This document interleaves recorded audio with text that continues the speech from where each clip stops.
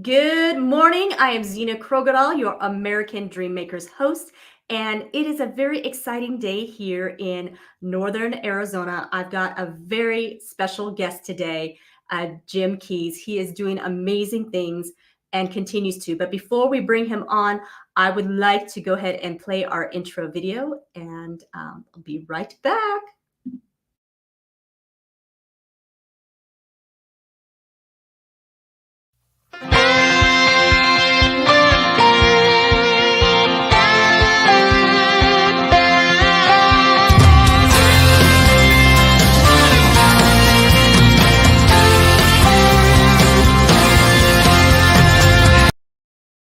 Good morning. Again, it is Zena Krogadal, your American Dreammakers host.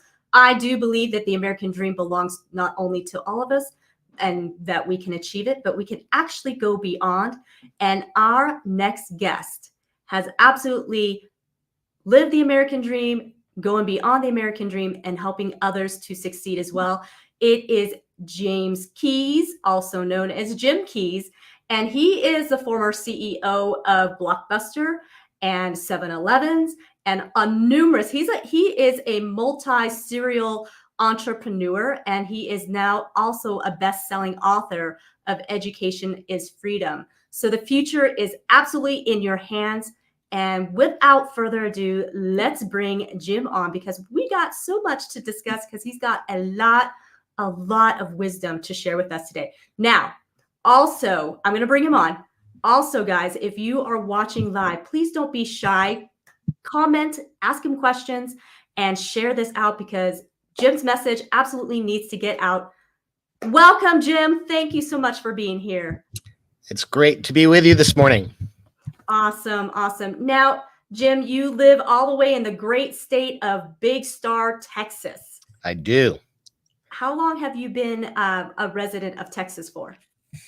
Well, I grew up in a small town in Massachusetts, and I got here as quickly as I could. So, ironically, there are pictures of me as a little kid with a cowboy hat and cowboy clothes on, and so I guess I was destined to be a Texan at some point. Yeah, I've been here well over 30 years. That's fantastic. Now, you've got quite a, I guess what you would call a resume, mover and a shaker. And as I was reading up on your bio and all that, boy, you have mastered a lot of skills, such as you're a pilot as well, on top of being an entrepreneur. Yeah, it's been a lifelong passion. It actually started because I wanted to be an astronaut. Wow. Yeah, I kind of fell a little bit short of that goal, but you never know. There's still hope for me. Everything's possible, right? Yeah.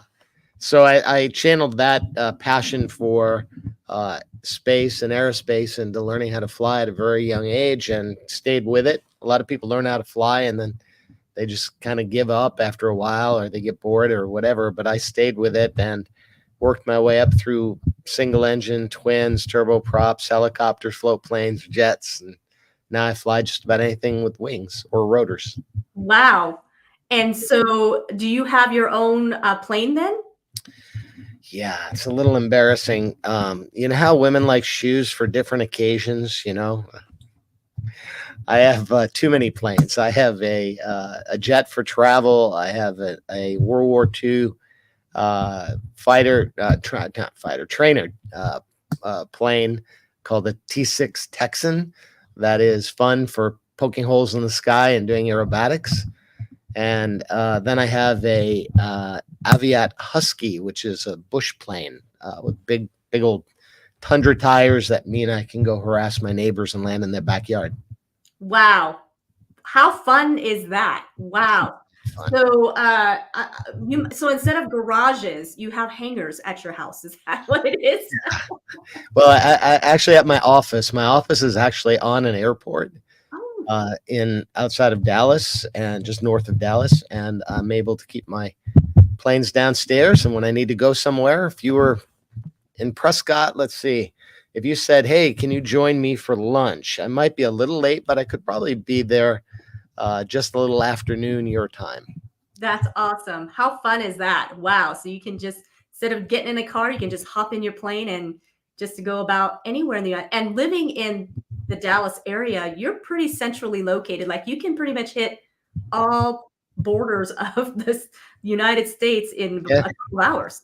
Yeah, I'm about 2.5, 3 hours from either coast here in Dallas, and it is a blessing. I pinch myself every time I go up, and I say a little prayer of gratitude because it is such a privilege to be able to do this. This is a very unique thing that in America we're able to be licensed to jump in a jet, literally fly by ourselves. I don't even need a co-pilot technically at 40 to 45,000 feet, um, and be anywhere in the country in 3 hours. It's just such a unique privilege to be able to do that.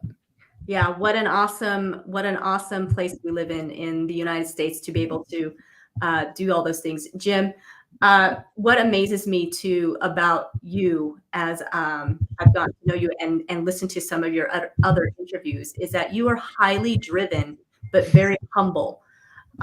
So I'd like for you to maybe take us back a little bit and tell us how you became inspired to becoming an entrepreneur, or was that an accidental trip, or was that intentional?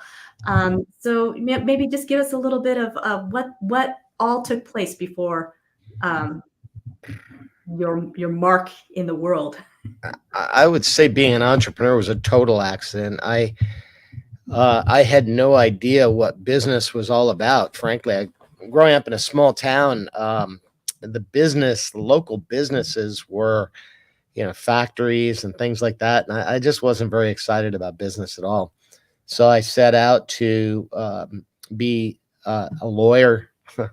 I thought maybe that was a profession and it made sense to me, but with no frame of reference. It's so many young people just don't have a frame of reference. It's not their fault. I guess I won the birth lottery and being born in the United States, but I maybe didn't. I came up a little bit short on the economic side of that birth lottery, and that we just didn't have any money, and so college or opportunity wasn't really on the horizon. I thought I would work in the factory just as my brothers did or my dad did, and it turned out that I discovered the secret to doing just about anything was wrapped up in learning, and that the more I learned, the more I could do. And that opened up an entirely new universe for me, whether it was having the privilege of flying my own plane or starting a company or even having the ability to work for a major corporation and ultimately lead a Fortune 500 company. These are all opportunities that came through the power of learning. The power of learning, the power of education, which again, that's the beauty of this country that we live in. This is that we have education at our fingertips. It is. Because not every country has that opportunity. I know my parents are immigrants from Vietnam, and education did not occur for everybody. My mom only had an 8th grade education because she had to drop out and take care of the family and, numerous other things. My dad didn't even finish his high school diploma because he ended up joining the Vietnamese army to fight for freedom. Right. And, and you're right, education takes you so far. And my dad, when he went to go apply for a janitorial job at Kmart, they asked him for a high school diploma. And he tells the story that he got so upset because he's like, I just want to clean your floors and toilets. What do you need a diploma for? And they said, sorry, sir, this is, part of our requirements. So he said, fine, I'll go get you your diploma. So he signed up for night school. And while he was taking the classes for that, he realized, I don't want to continue cleaning floors and toilets the rest of my life. I'm going to enroll in college as soon as I get my GED. And that's what he did. Wow. Yeah. There is such a powerful lesson there. There's a narrative right now for whatever reason. And it's interesting because it's not ideological. It's coming from both the right and the left. But the narrative is you don't need to go to college. There's so much that you can do today. You can make all kinds of money. Just go be a plumber or do this or do that. And all of those things are true in the short term. But your dad's experience is going to happen at some point to everyone in their life when they want to do something different and they apply to do that. And the first thing they're asked is, what are your credentials? You may be very, very smart, but where did you go to school? What is your high school experience? What is your college experience? Maybe even, depending on the job, what is your graduate school experience? Because everyone forgets that we're all individuals and we have to differentiate ourselves in the workforce. And that college degree, while some people don't think it's important or relevant today, is and will be very important for people to be able to have the flexibility to pivot and do anything they want to do. Yeah. And you're just a prime example too, that, I mean, if you take the opportunities that are right in front of you. So whether it's college, and I agree, I'm a secondary education proponent for sure, but whether it's college or just furthering your education, like increasing your skills, increasing your knowledge. And I believe we're in a day and age that you can get educated in so many different ways and fashion. And now that we have the internet, you don't even have to physically show up to get yourself an education. You can do it in the comfort of your living room. Now, this is true, but it's also a trap. It's also a trap. Let's take your dad as a great example. No high school degree, no college degree when he came. He had trouble even getting a job at Kmart without a high school degree. He could have been Einstein from gaining knowledge on the internet, but certain jobs will require a threshold of credentials. And this is something everybody forgets. So we have to be careful of the trap. Now, I am a proponent of learning anywhere, anyhow. This in my hands is a portal to unlimited learning. So I encourage everyone to use technology to learn as much as you can. But I'm also practical enough, having run big companies, 7-Eleven at 400,000 people. How do you decide who you're going to hire? You can't just guess at how smart someone is. So their ability to manage a system, a high school degree, a college degree, the grades they get, where they go to school, these are all important and will be important for a long time until we have some other way of measuring one's intelligence versus another person, one's abilities, one's knowledge.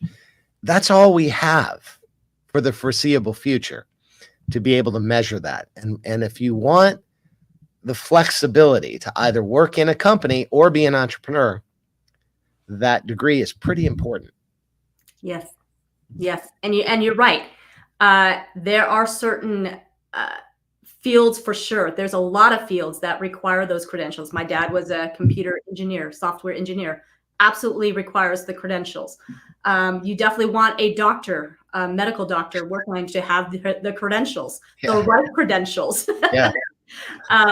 So you absolutely right. I mean, it is, like I said, it is at the fingertips. And I remember when I graduated college and I was interacting with some people, moved here to Prescott, Arizona. And Prescott's kind of an interesting place because it was a smaller town. It's grown, but it has that, I don't know if you call it a small town mentality, but people didn't necessarily want to leave here.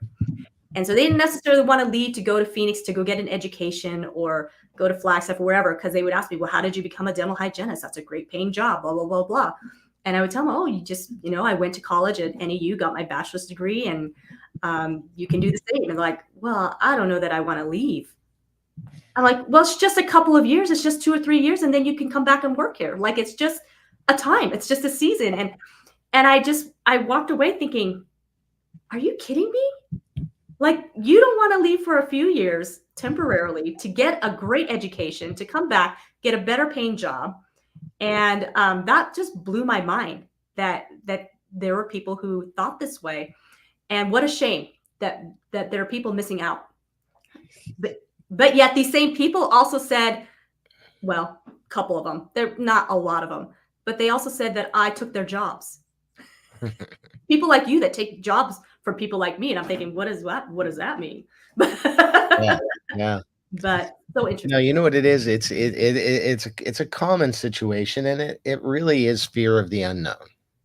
I'm afraid to leave. I'm comfortable here. It's okay. I don't really want more in my life, and that's fine. And for many people, that there's certainly nothing wrong with that. It's just in many ways sad that people don't at least open themselves up to the opportunity. Mm-hmm.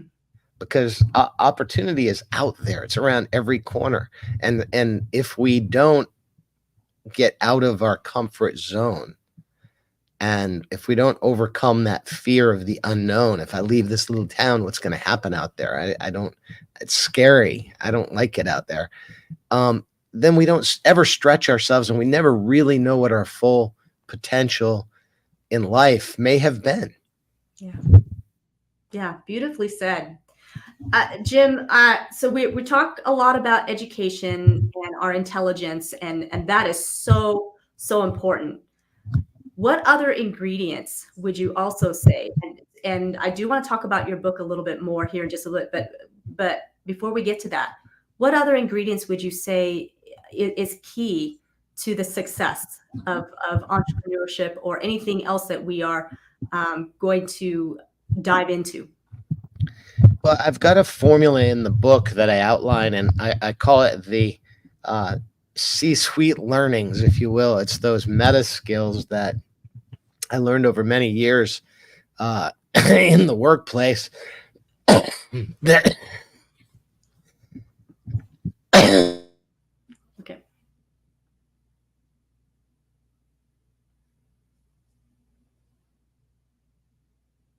This is a nice thing about having a podcast versus being live. You can cut and splice.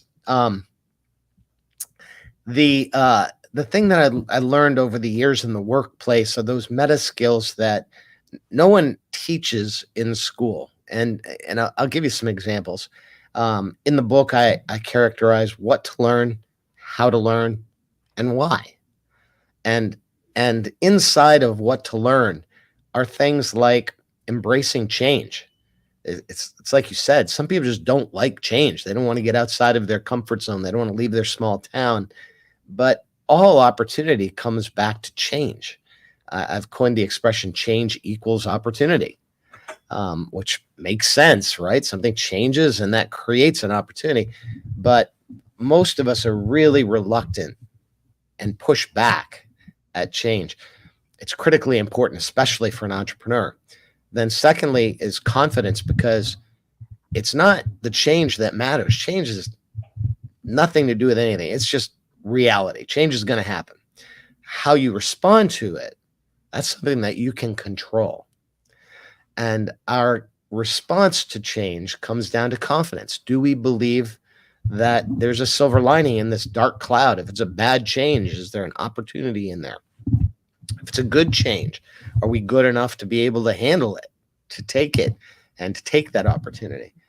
And so change is the first thing, confidence is the second, and then the third is maybe the hardest, because it's clarity, it's simplification. We complicate the heck out of everything.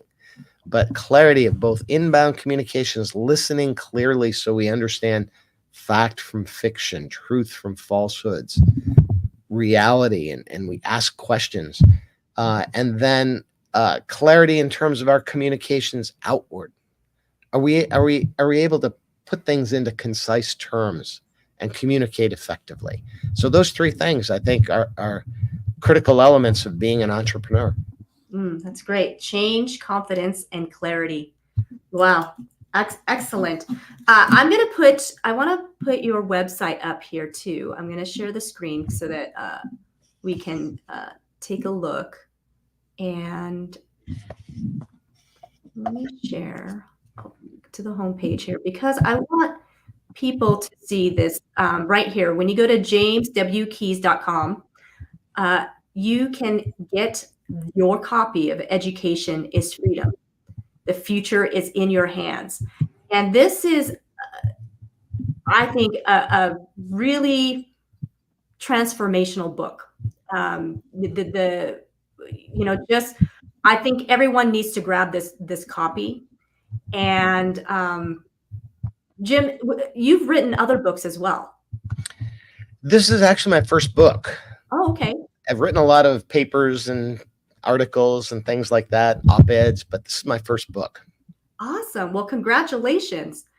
And I've got an offer. I've never done this before, but I'm going to make this offer for your listeners. If someone wants to buy 10 copies of this book, because this is a book that's intended to be a gift, I want people to give it to their coworkers, their kids, their friends that need some direction, that are perhaps stuck in their career or in their life or in their academic experience, whatever. It's those things that you wish someone had told you when you were 15 years old. And it doesn't matter if you're 15 or 50. They're still very relevant and very helpful. So if someone orders 10 copies of the book and they send me evidence that they, a receipt for 10 copies or something, I will send you a free signed copy with an inscription. How's that? Order 10 copies and get a free signed one. Yeah, I've never made that offer, but it'll be interesting. I'll let you try it and see if we can get anybody interested. Because my objective is not to make money on this book. My objective is to get the word out that your future is in your hands, and that, like, as I said, 15 or 50, it doesn't matter. We can change our life with the power of learning. Yeah. Oh, I love the idea of don't just buy a copy for yourself, buy a copy and start passing it out. That's the objective. Yeah. There's so many people that just are stuck, and they need to get unstuck. They need to realize confidence is something you can build, you can grow. And fear is your biggest enemy. It's gonna affect your personal life, your family, your career. And fear is a killer of corporations, and it's a killer of individual opportunity. So, and this is a great topic you bring up, because fear is so huge. So fear, it can be either forget everything and run, which is what the majority of people do, right? Forget everything, run, or you can face everything and rise. So how you respond to it, like you said, don't let the fear paralyze you. Don't let it keep you from doing things.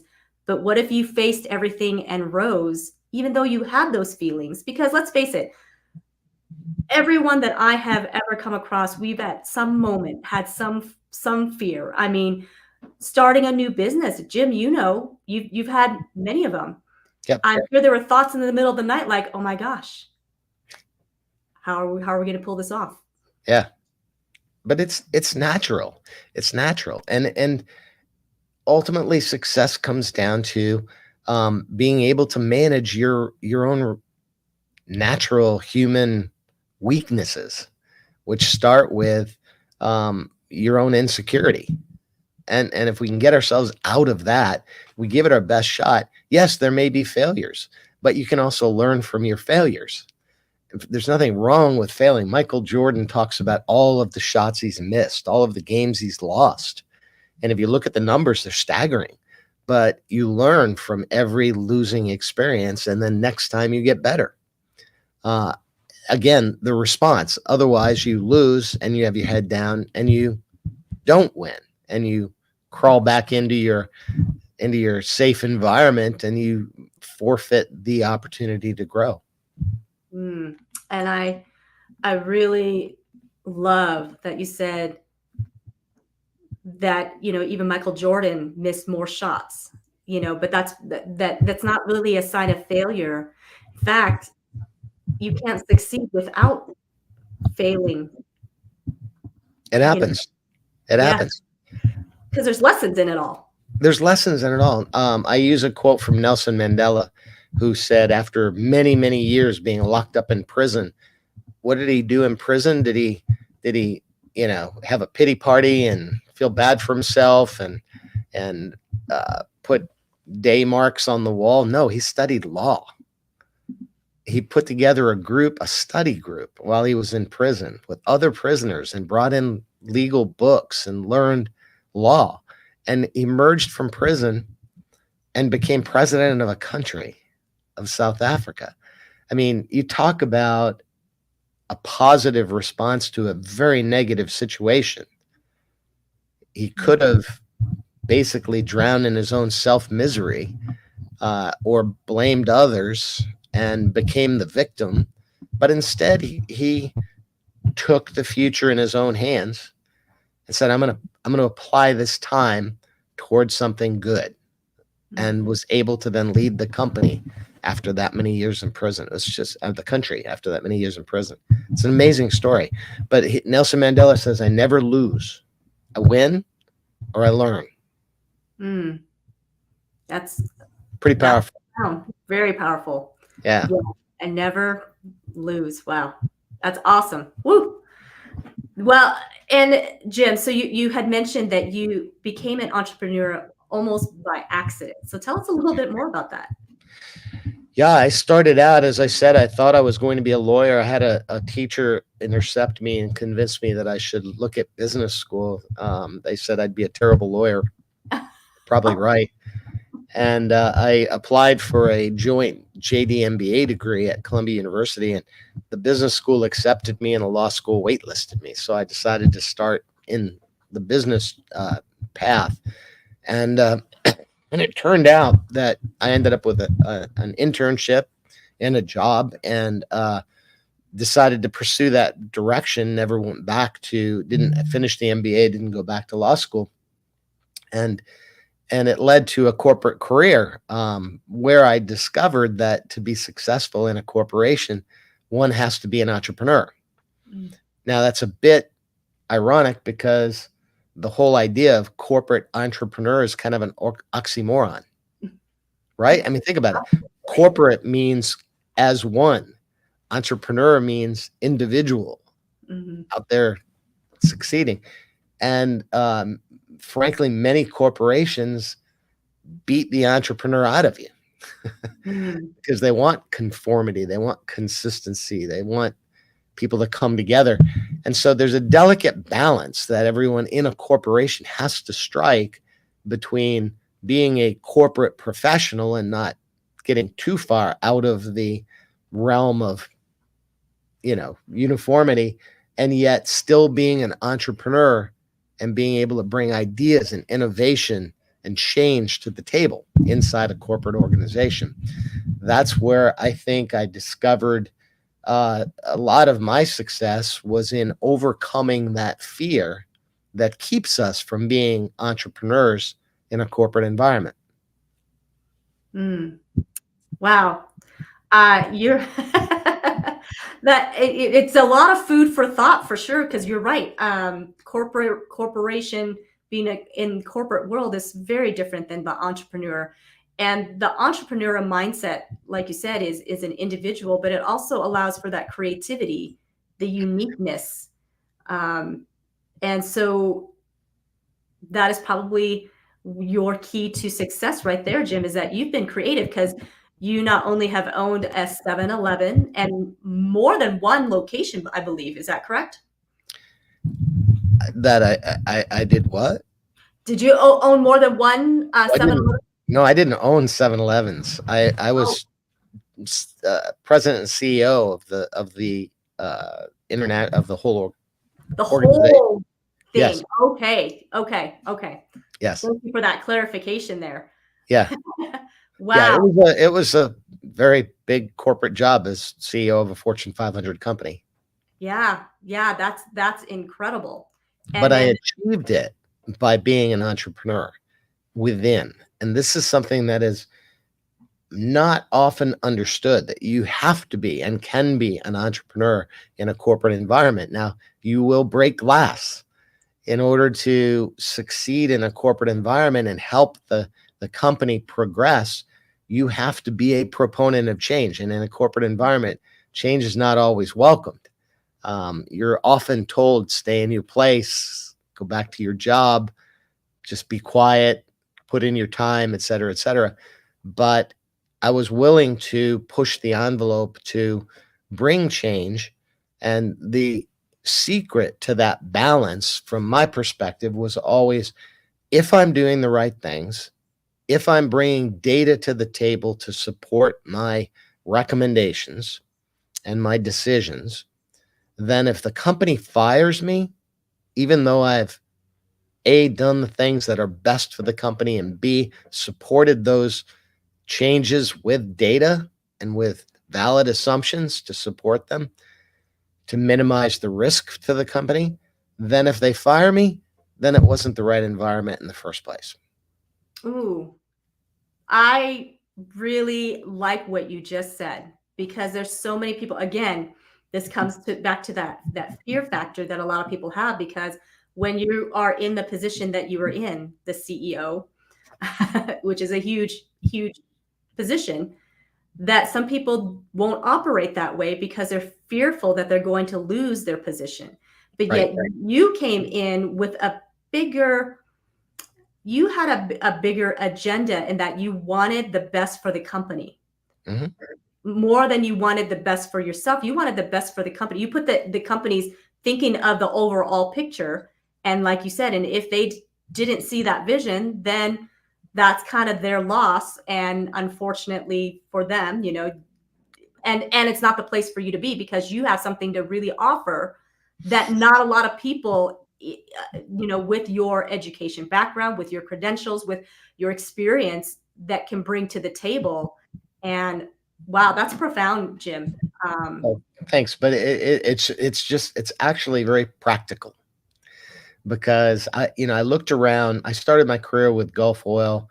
Gulf merged with Chevron. I looked around. I saw a lot of people just putting in their time, and it happens in big companies. The bigger the company, the more vulnerable. I remember as a very young professional walking up and down the halls and seeing people sleep behind their Wall Street Journal at 2 in the afternoon after their 2 martini lunch.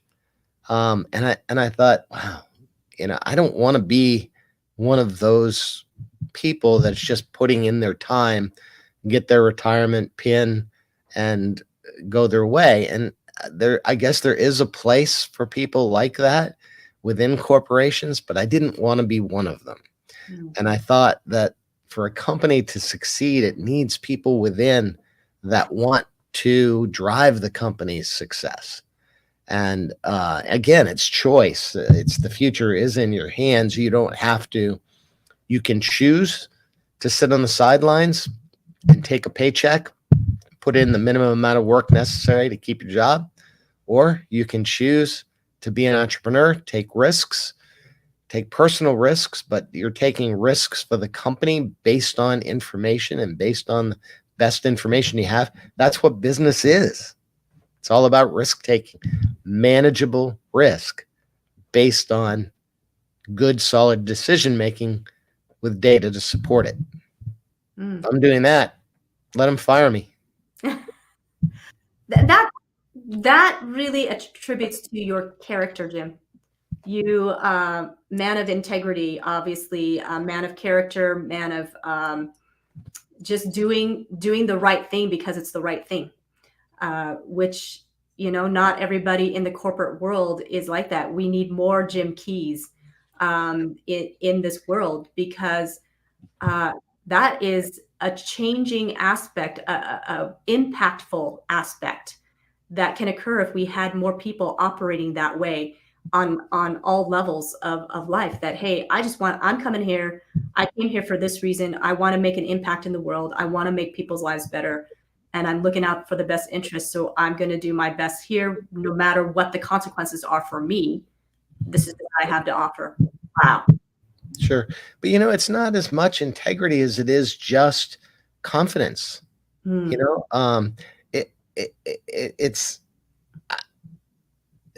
I don't want to besmirch those who choose a different path.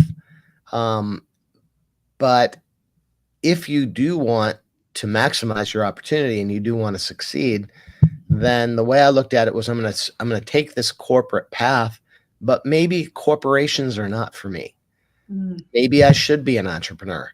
And that's the way I always looked at it. So I was never afraid that if I get fired, I'll be out of a job. Who cares? I'll be an entrepreneur.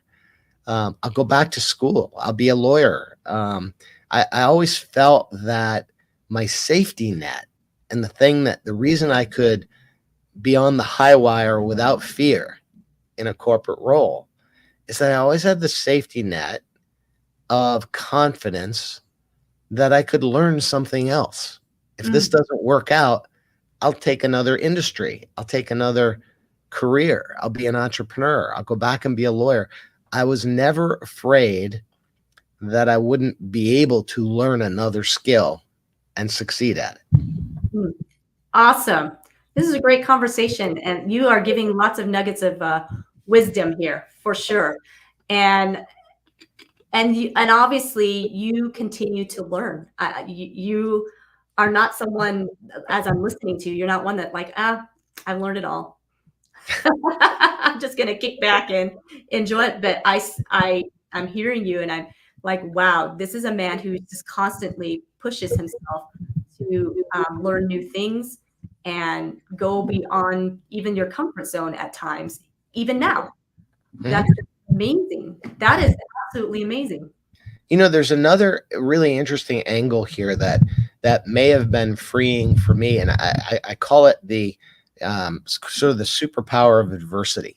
When you grow up with nothing, it's not like it builds a humility inside of you that says, okay, I've been able to achieve this level of success, but hey, if it all falls apart, I didn't have anything to start with, so I have nothing to lose, right? Mm-hmm. It's almost nothing to lose. But here's the reason that I didn't feel that I have nothing to lose, that I had nothing to lose.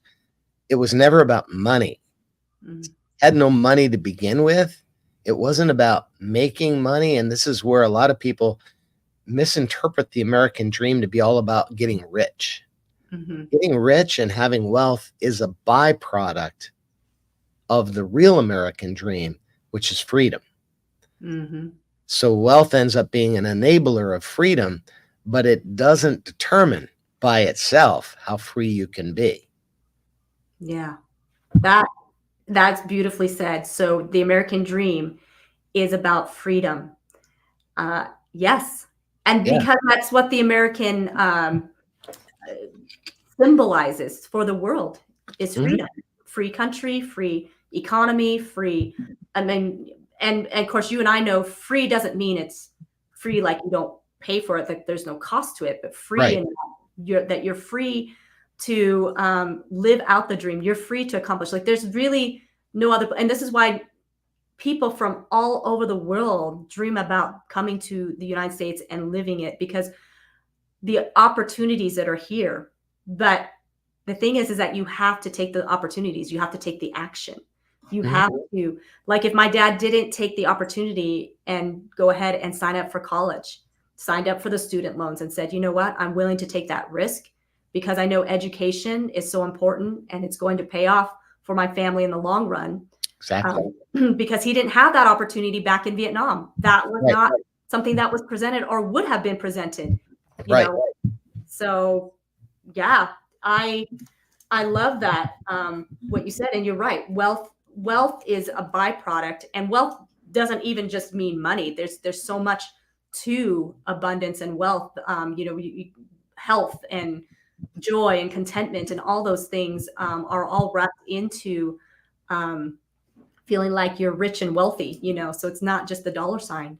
And I think what you're saying is absolutely true. When you come from a place when you realize I came in this world with nothing, or I lived in a world with nothing, I survived just fine, with nothing. But also one day I'm going to leave with nothing. I mean, I was born in this world with nothing, and I'm going to leave with. I can't take anything that I buy or have or obtain in that sense. But there's certain things that people cannot take away. So they can take away your house, your car, your bank account, all that, Jim, but they can never take away the education that you have gained, ever. Exactly. That literally, that was what my dad used to tell me as a kid, and it inspired me to turn to learning as something that they couldn't take away. In fact, they did take away our house. They condemned our house at one point when I was a child growing up, and it was such a lesson that it was kind of like, you know what? Yeah, you're right. They can take stuff, but if I have knowledge, that insulates me. It protects me from ever having that happen again. Hmm. Yeah, absolutely. And then you, like you said, you had said, I know that if this doesn't work out, I I have the knowledge and skills, and if I don't have the knowledge and skills, I'll go gain it and I'll do something else. Yeah, exactly. It's all about optionality Mm. and flexibility. You know, I'll give you an example of what of the difference in wealth. There are a lot of people out um, promoting getting wealthy and being successful and all of these, you know, 10x programs and blah blah blah. And I admire those people because they are aggressive, they're innovative, they're entrepreneurs. But I see people riding on their in their Gulfstream in the back, and it's a measure of wealth, it's a measure of status. But I prefer to have the freedom to be up front. I don't have to wait on a crew and schedule the plane and do all this other stuff. I can just go jump in my plane and go anywhere in the country I want to go. That to me is true freedom. Mm. And that doesn't require wealth, as I mean a certain level of wealth, but it requires knowledge. Mhm. So it's a different objective, that I have a different kind of freedom than people that are far richer than me, but I'm able to enjoy that freedom because of knowledge. Yeah. Love it. Love this conversation because you definitely give people something to really. It's provoking some thinking and to dig deeper, and which we should, because to we're on this life of journey of life, right? And so it's a continuous journey of learning for all of us. We're all different stages. So whether you want to learn or you don't want to learn, Yeah. there's lessons that we learn along the way. And if you want to propel and be successful in whatever it is that you put your dreams towards, you have to put in the effort and the action, and you have to apply the knowledge. Because you know what? I went to college with people who were very, very intelligent, very smart. They, graduated, highest ranking honors, and yet some of them didn't necessarily go out and achieve because they had great book smarts. Mhm. They had the knowledge, but they weren't able to really apply the knowledge into practical life, because education, because let's face it, college is a great place that gives you a nice base knowledge, but the education begins after the degree and you actually get into the work field. Like, there are things that I remember jumping into my first job and thinking, wow, I don't remember them teaching me how to navigate this. I have the skills and whatnot, but I don't know how to navigate a really angry patient. So now we're gonna have to figure this out to calm them down so that we can have a good experience for the rest of the hour. And so they're not going to have a heart attack in my chair, so that I don't have a patient that's dead, and that's on the news, patient dies in chair kind of thing. But absolutely, I've seen people, who can gain a lot of credentials and get the certificates and the degrees, but they have a really hard time applying that knowledge. Mhm. Jim, what would you recommend for those that may be struggling? Like, how do they get from, I've got the skill set, but for some reason I'm not necessarily getting the jobs, or I'm getting passed on the promotions, or I just can't seem to get this business really to the level it needs to be. What is that missing ingredient, Jim? How do you go from getting the knowledge and then really making it work for you? I don't think there is one answer. I wish I had the easy answer and just say, "Oh yeah, sure. Here's what you have to do." It really does come down to persistence. And I've got a little plaque that I keep on my desk that I've had since I was in high school, literally. In fact, I just stumbled across a photograph of my high school desk with a little manual typewriter and all books around me. And there on my wall is my plaque. And it was a quote from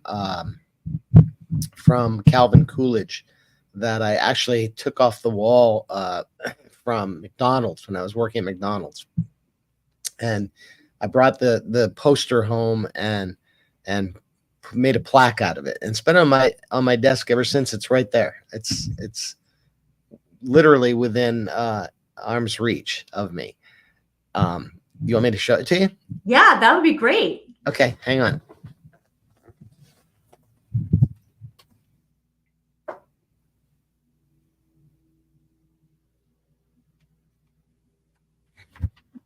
Okay, here it is. Oh, wow. It says, "Press on. Nothing in the world can take the place of persistence. Talent will not. Nothing is more common than unsuccessful men with talent. Genius will not. Unrewarded genius is almost a proverb. Even education alone will not. The world is full of educated derelicts. Persistence and determination alone are omnipotent." Wow. I literally, cool. I made this in high school. It's been on my desk ever since high school. And I've got another interesting twist to this story.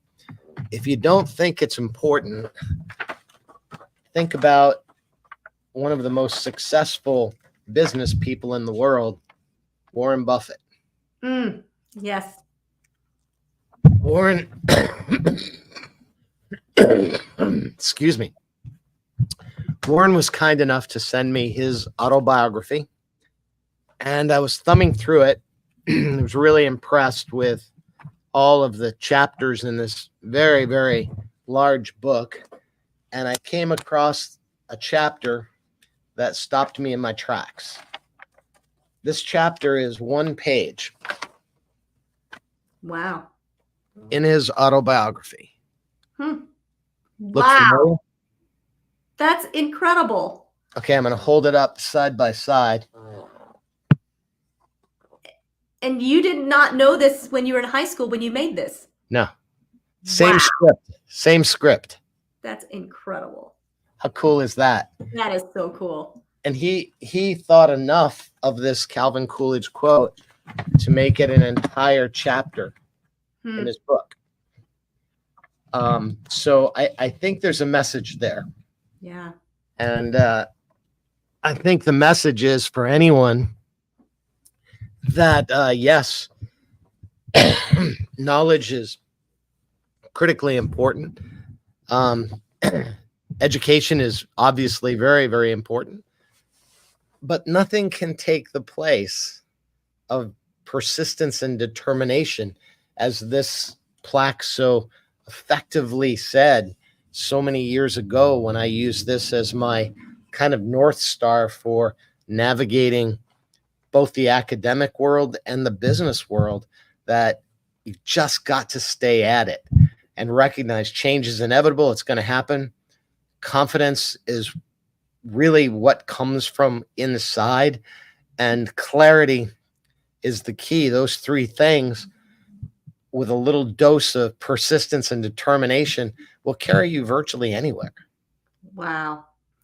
Thank you so much for sharing that. How that is so special and so amazing. It's almost like, God gave you this great divine thought you did in high school to remind of, to be there with you as you went along. And then you got a great encouragement, confirmation of you're on the right track, Jim. Yeah. When you got this book. Wow.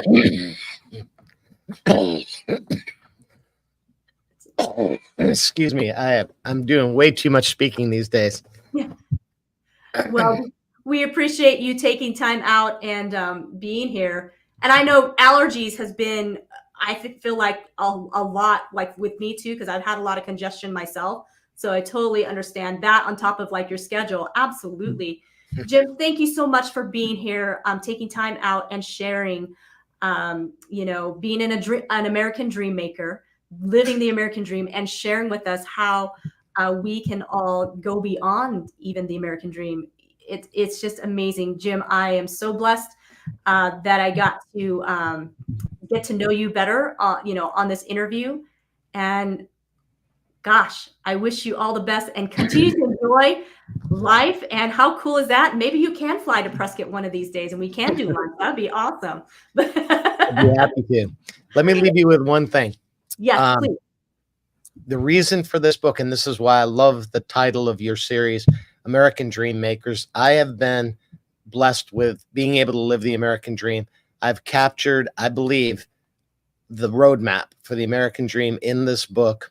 And that's why I don't want people just to buy it for themselves. I truly hope people will find that this roadmap is helpful for others and do as I'm doing. Share the message, share the roadmap to the American dream with others. And as we said before, if someone wants to buy 10 of these or order 10 of these on Amazon, and just go online, get my email and send me evidence that you've ordered 10 copies, and I will send you a free autographed copy of my book with a special inscription for you in it.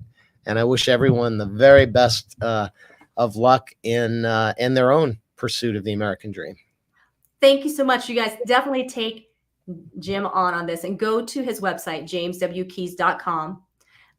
Check out his website, and yes, go order the book, whether you order it from his website or you order it from Amazon. It doesn't really matter.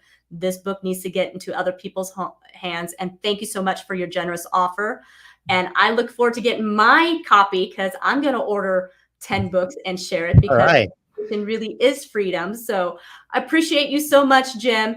And so I'm just going to say goodbye for now, but I'll be right back. We're going to go ahead and end this this day on a really high note. So thank you again.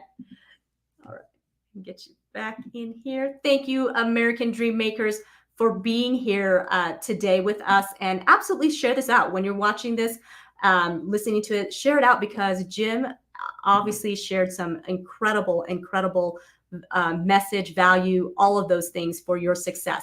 So until the next time, you guys, go out there and live the American dream and help others along the way. God bless, and be prosperous and do amazing things. Thank you.